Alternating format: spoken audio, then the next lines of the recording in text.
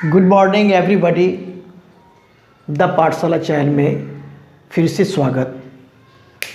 प्रश्नावली 3.4 जो कि अध्याय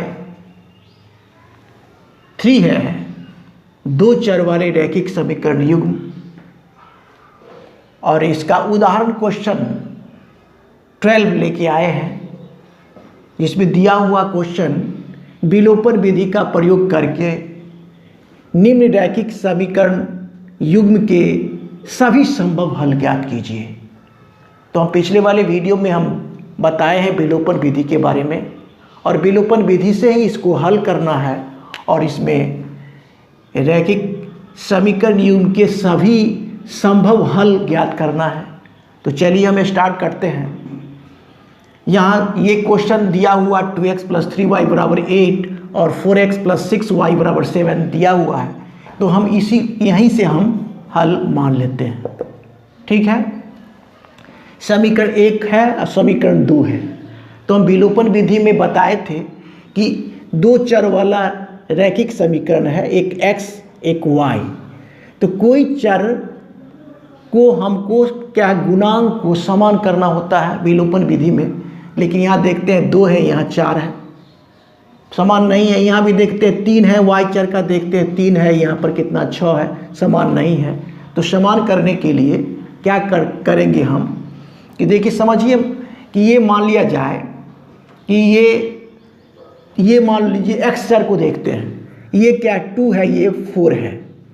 तो मतलब क्या 2 × 1 = 2 और 2 × 2 = 4, यानी यहाँ पर 2 आया और यहाँ पर 1 आया गुणांक। यहाँ पर क्या आया गुणांक 1 आया और यहाँ पर गुणांक क्या आया 2 आया।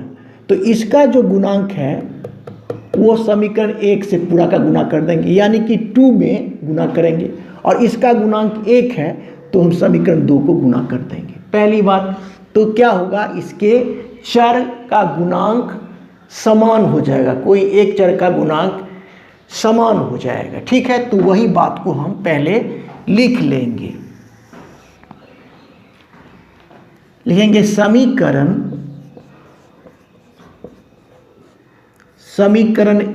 1 को,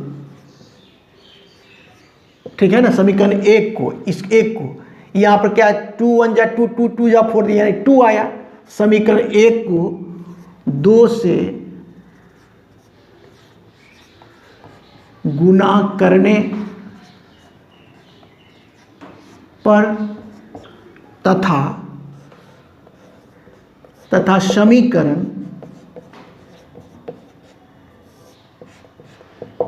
2 को 1 ना, 2 को 1, 2 × 2 कट रहा है, तो समीकरण 2 को क्या 1 से गुणा करने पर, ये बिल्कुल स्पष्ट है, कर लेते हैं। समीकरण 1 को 2 से करना है तो कितना आ जाएगा, 2 से करेंगे, 2 से ऊपर है, पूरे के पूरे समीकरण में क्या करेंगे 2 से गुना मल्टीप्लाई करेंगे, तो क्या हो जाएगा 2 × 2 = 4 जोड़ 2 × 3 = 6y और जोड़ कितना 2 × 8 = 16, ये हो गया। इसको हम समीकरण मान लेंगे 3। फिर इसको क्या करेंगे 1 से करेंगे गुना, समीकरण 2 को हमको करना है, समीकरण 2 को 1 से गुना करना, तो यही उतर जाएगा। एक बार लिख दे 4x + 6y बराबर कितना हो गया 7, ये समीकरण नंबर 4 हो गया। यहाँ तक बिल्कुल स्पष्ट होना चाहिए।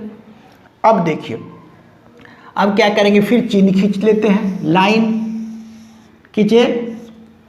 अब देखिए गौर से कि कोई समीकरण को कट तो नहीं रहा है, तो हम लिखेंगे यहाँ पर घटाने पर, क्योंकि विलोपन विधि है तो हमको क्या करेंगे चर को, एक चर को या दो चर को जो भी हो उसको हटाना होता है, एक चर को कम से कम।